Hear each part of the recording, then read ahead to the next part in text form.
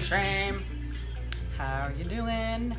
Hope you're doing good. I am too. Thank you. So, today we're going to talk about, or I'm going to read something from Cheryl Richardson, who, I don't know, I guess you'd call her a life coach or something. She's pretty good. I haven't listened to her in a while, but I don't know, maybe 10 years ago. Yeah, when all this stuff was going on. I listened to her, and she has good advice.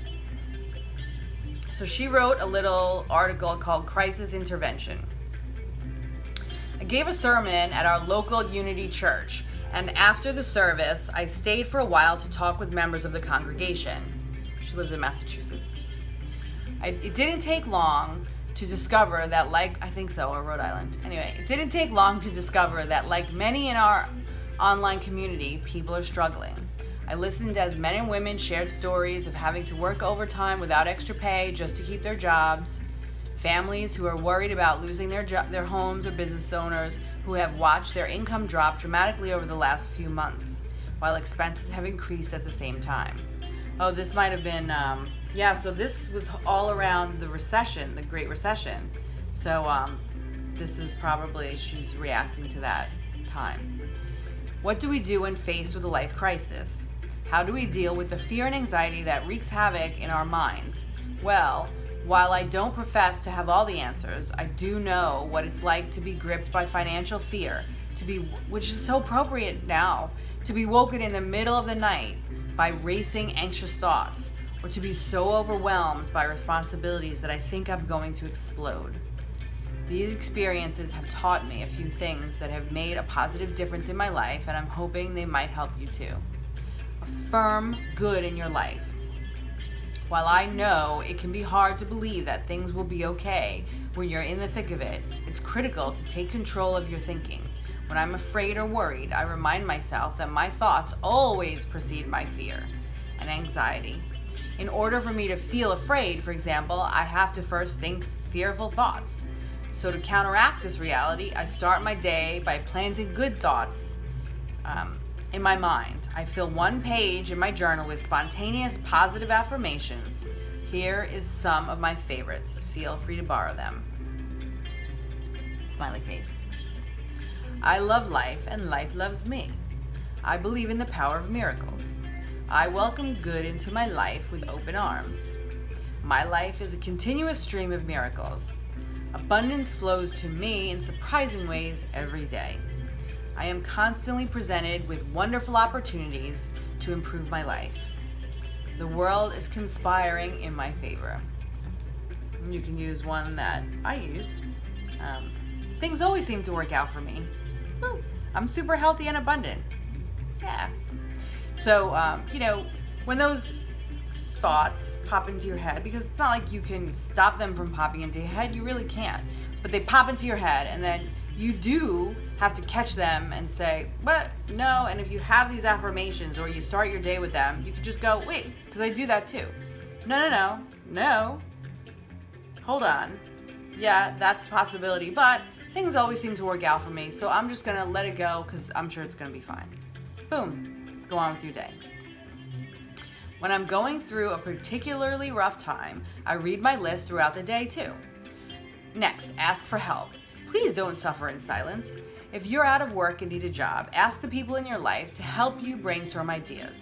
If you're a business owner who needs to increase sales, be sure to let your friends and neighbors know. If you're worried about the basics like food, shelter, or healthcare, please call upon the supportive services in your community. Check out the following newsletter, blah, blah, blah. Can't give it a link. I printed this. But maybe Google her. I remember when I was struggling to pay my rent and needed medical attention. I swallowed my pride and asked the local hospital for help, only to discover a special program that provided services for people in need.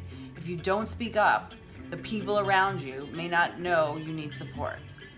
And if you do ask and feel like it falls on deaf ears, try things like contacting a local church, community center, or state office for resources. More and more communities are putting these types of services in place, and it's good self-care to take advantage of it. Definitely agree with that. I mean, if you've never needed help before, how would you know these services exist? Actually, last night someone in my building reached out to me, and they had an issue, and they were really freaking out about it over the past, I don't know, like month this has been going on.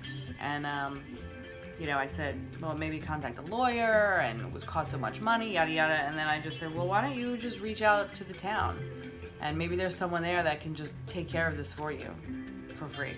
And guess what? She called the mayor. Mayor answered his phone. Mayor was here this morning. Boom. Problem solved. Easy peasy. So, you never know. But people don't want other people to suffer. So, there's more help out there than you think. Pray, not only for yourself, but others too. It's during our toughest times that we have the greatest opportunity to strengthen our faith and spiritual skills. While it's important to take practical steps to care for yourself and your family, it's equally important to take spiritual steps. Pray for guidance, pray to see signs of grace, pray for divine intervention on your behalf and on behalf of those you care about. Pray for the courage to take risks or to reach out for help. And while you're at it, pray for those in your family, community, and workplace or church who need a miracle too, or the whole world. Ask that all be lifted, healed, and given what they need to not only survive, but also thrive. You will get through these difficult times. I have no doubt whatsoever.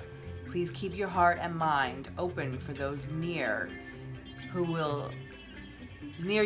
who need a helping hand. So you can be on the flip side too, right? You can help people out too. Pay it forward.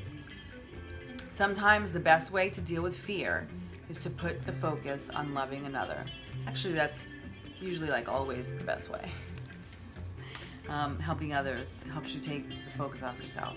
Also, too, there was a sign in the Fleet Feet store on Washington Street in Hoboken, and it said, it was great. I took a picture and posted it on Instagram. It said, "Tough times don't last, but tough people do." And that's true. Tough times can last for a long time. But eventually the roller coaster goes up too. So anyway, hope you enjoyed that. Have a good night. Peace out.